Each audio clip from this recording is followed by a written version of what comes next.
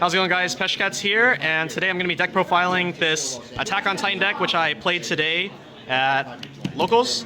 This deck went 4-1. This deck was provided for me to use by these guys right here, Pokemart, down at Frank & Sons. You guys can go ahead and check out their booth. What's your booth number? 114 and 116. 114 and 116. So if you guys are in the SoCal area, go ahead and check out Frank & Sons and check out these guys' booth for what card games do you guys have over there? We do Weiss, some Yu-Gi-Oh, Pokemon, board games, and Lego collections. But mostly for card games, this and Pokemon. Okay, cool.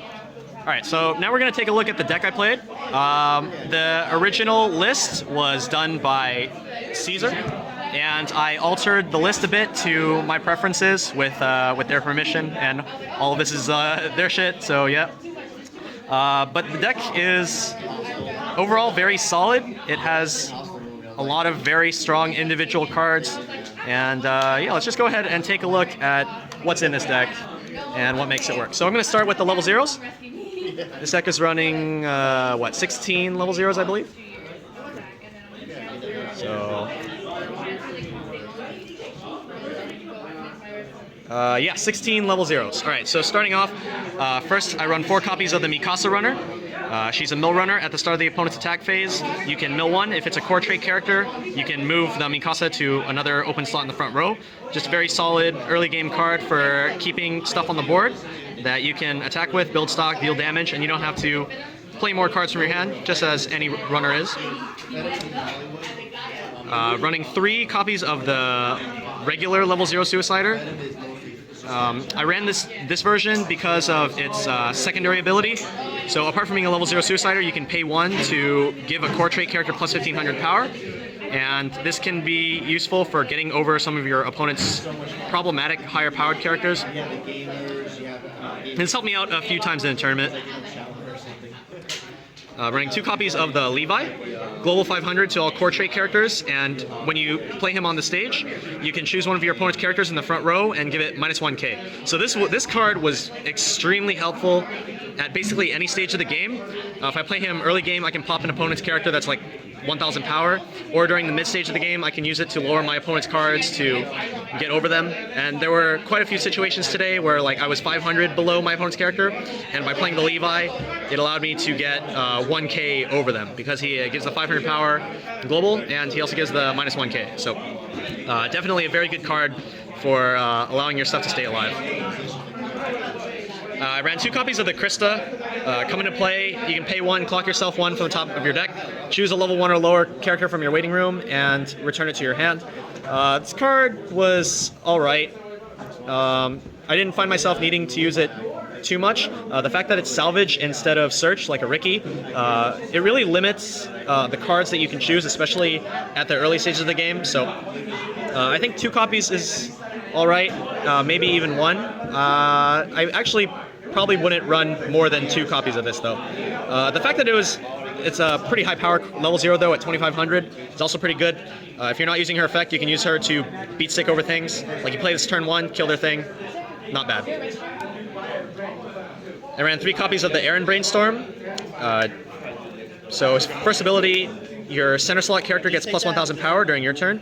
This is definitely helpful for killing my opponent's characters. This deck's level 1 power potential is pretty high, and this is part of the reason that it's able to get so high during the level 1 stage. And his other ability is Brainstorm, pay 1, rest this, mill 4, and for each climax in those top 4 cards, choose 1 core trait character from your deck and add it to your hand and shuffle your deck after. So the prime plus Brainstorm of the deck, it has a very relevant second ability at all stages of the game. And yeah, just a solid card overall. I really liked 3 copies of this. And the last level 0 I ran was 2 copies of the Mikasa Brainstormer. This is the spammable Brainstormer of the set, so it only has 1 plus Brainstormer, 1 spammable Brainstormer. Her first effect is during the attack phase, whenever one of your characters moves to another slot on the stage, that character gets plus 1k, so this can be used with the Mikasa Mill Runner as well as the Mikasa level 3, because she switches spots with another character. And her other ability is Brainstorm, pay 1, mill 4, for each climax you reveal in those top 4 cards. Choose a core character in your waiting room, salvage it, and discard 1. So good for filtering hand in this deck. And also, one problem that I noticed that this deck has is that it cannot discard cards very well. So having the Mikasa Brainstorm as a discard outlet is pretty important. Now, as for cards I did not run for the level 0 lineup, I was not running the level 0 Hanji Searcher. Standard Searcher, just on play, pay 1, discard 1 to search your deck for a core or Titan character. And I think that could have helped the deck out quite a bit, as it does need discard outlets. I think I could have brought down the Mikasa Brainstormer, maybe like 1 copy, as it is an inconsistent discard outlet, and you really don't need more than 1 copy of it, and it's pretty easy to get. So that's it for the level 0s. Moving on now to the level 1s. I ran, I believe it was 15. So 4 copies of the Mikasa Brainstorm. Okay, yeah, the Mikasa Climax combo. Let's see.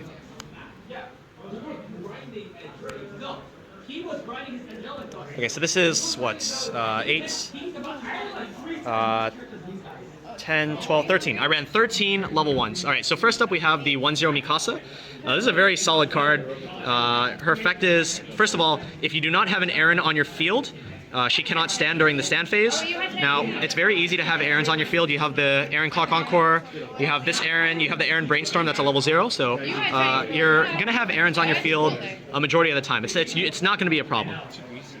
If you do have an Aaron on your field, she turns into a 1-0 6K. So 1-0 costless with 6K power, already pretty good, but she has a Climax combo on top of it. So her Climax combo is with the stock soul Climax, so you take a red card from your waiting room, add it to your stock, and all of your characters get +1 soul for the turn.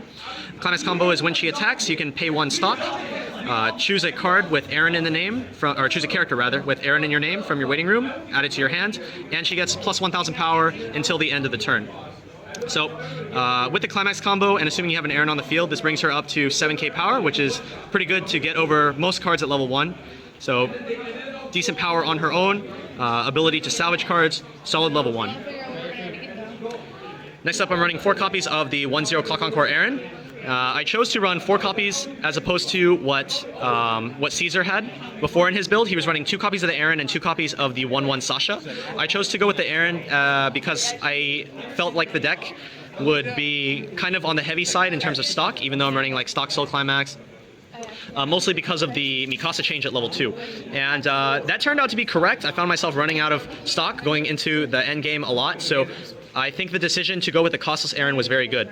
Now, as for his effects, first of all, he has a Clock Encore, of course, and his other ability is during your turn, he gets +500 power for every other core character you have on the field. So with a full field, he reaches 65 before supports. His ability, combined with like the Aaron Brainstorm as well as the Levi Global, allows him to get up to pretty high numbers, and I was able to get over stuff at like 8K or 8.5 even. This card is another really big contributing factor into how big your cards can get at level 1. So this is 1-0 Aaron, so it's another salvage target for the Mikasa, of course. During your turn, all of your core characters get 1K power, so this is relevant with your 1-0 Clock Encore Aarons, because it's a lot more important that your power is high on your turn so that you can kill their characters, and it doesn't matter if they kill your Clock Encore back, because of course it's a Clock Encore and you can just keep it on the field that way. So having 1K global during your turn, very good for clearing your opponent's board, and his second ability is rest him to give a character 500 until the end of the turn. So just a little bit of a buff that lets you just get over those 500 point humps. And the fact that he is rest himself and the Aaron Brainstorm is also rest himself as opposed to rest 2 makes it so that you can have both characters on the field at the same time and use both of their rest abilities. Next up in the level 1s, I'm running 2 copies of the Mikasa backup. So she's a 1K backup, but if you have an Aaron on your stage, then you give another 1K. So if you have the Aaron Brainstorm on your field or any of these other Aarons, it becomes a 1-0 2K backup just for free. Very, very easy. And lastly, for the level 1, I'm running 1 copy of the Anti-Titan Device Omnidirectional Mobility Gear. That's a mouthful. 1-0 event backup, or event counter rather. Search your deck for a core character, discard 1 card, and then choose whatever core character is in battle. You can move it to another slot on the stage. So If you have an empty slot in the back row, you can use this to move your character being attacked to safety, and at the same time you get to filter out your deck, search your deck for a card that you need, discard a card you don't. This is the only other discard outlet of the deck, because it lets you search one and discard one. So I think 1 copy is fine. I don't think I would bump it up to 2, because with the low amount of hand fixing in this deck, if I get stuck with too many copies of this in my hand, then I have no characters to play and it sucks. So yeah, 1 copy of this card was it did a good job. So there's your level 1s, 13 level 1s. So I can't touch that one anymore, but the videos are still on there, so I figured out myself. Yeah. So yeah, if you ever want to go back, maybe. Okay, next up, moving on to the level 2s. I ran 5 level 2s. All right, 5 level 2s. First up, we have the Mikasa Changer, 217K. Up to twice per turn. When you play a core character to the stage, she gets 1K power until the end of the turn. So if you play 2 characters after her, she becomes 9K before supports, which is very good for keeping her alive through the attack phase, because her change is during Encore Step. At Encore Step, pay 2 and put this card in the waiting room to change into the level 3 Healer Mikasa. It's a very good card to play at level 2 because it's so big and it has a really good effect. And now, another thing about this card is that because it's pay 2 stock instead of pay 1 discard 1, like a lot of other Encore Step changes, this takes away another discard outlet of the deck, so like another potential discard outlet. So if this were a pay 1 discard 1, you would be able to get the extra cards out of your hand, but I like that it's 2 stock in that you don't have to use the cards from your hand, obviously. So there's a good and bad side to it being pay 2 versus pay 1 discard 1, but the card in general, it's a solid change into a very solid level 3. Healing at level 2 is very good, and the level 3 that it brings out is very high power as well. So I ran 1 copy of the Mikasa level support. I didn't find myself using this card very much because my back row was typically like Levi's or the Aaron Brainstorm. So it's a level assist. It gives 500 times level to characters in front, and her second ability is on play you can discard a Climax to choose a core character in your waiting room and salvage it. So this is the last discard outlet of the deck, but it can only discard a Climax, which is kind of what the deck needs. Ways to get Climaxes into the waiting room for your refresh, and so it also salvages a card, which is pretty good. And it's a level support, so yeah. And the last level 2 I ran in the deck was 1 copy of Titan's Power event backup, or event counter. Choose one of your core characters until the end of the turn. That character gets 4K, and if it reverses the opponent's character in battle, you can send it to the opponent's memory. So this is good for opponents' high power characters that they're going to want to keep on the field. So like the kind of cards that they would 3 stock Encore for.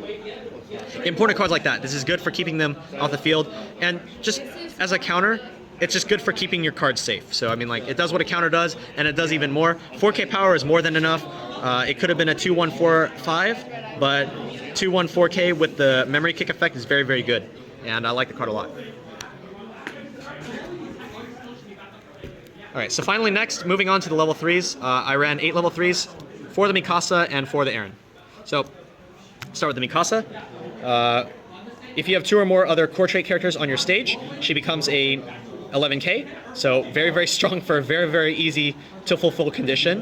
When she comes into play from your hand or by change, heal 1, and at the start of the opponent's attack phase, you can pay 1 to switch her with another core character on your stage. So this can be good for more than one way. First of all, you can keep her alive.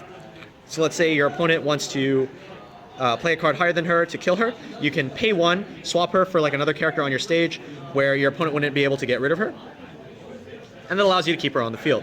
Another thing that she's good for is if your opponent plays like a clock shooter or some sort of on-reverse ability, you can move her in front of that card, and because she's super, super big, 11K before supports, you can use her big power to prevent your opponent from using those powerful on-reverse abilities.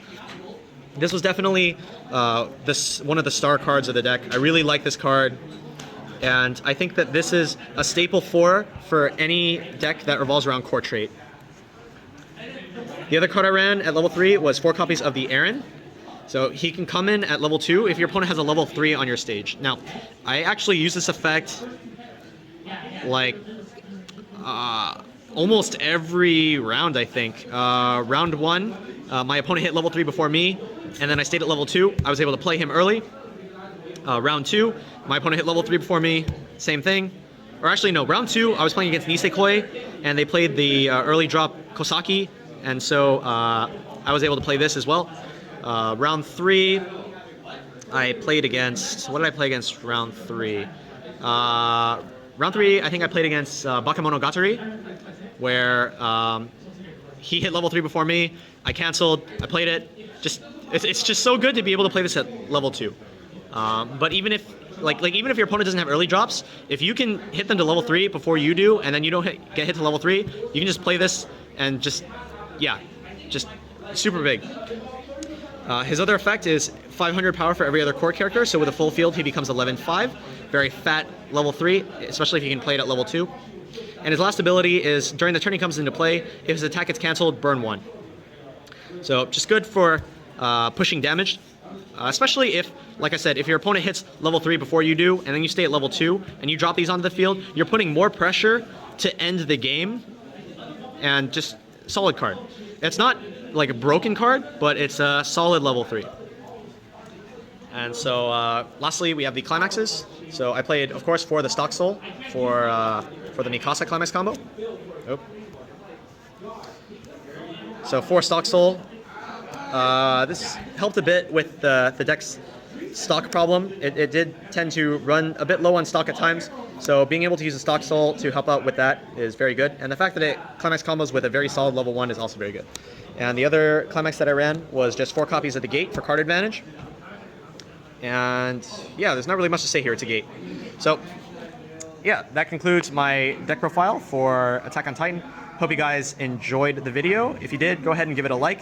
Also, I believe Pokemart is going to be making a Facebook page sometime soon. So if you guys can go ahead and check them out on Facebook as well. Once they make a Facebook page, I'll be sure to leave a link somewhere, either on the video or in the description or something like that, so you guys can go check them out. So thanks again to Pokemart for letting me use the deck. And yeah, thanks for watching, everybody. This has been Peshcats, and I'll see you next time. Bye.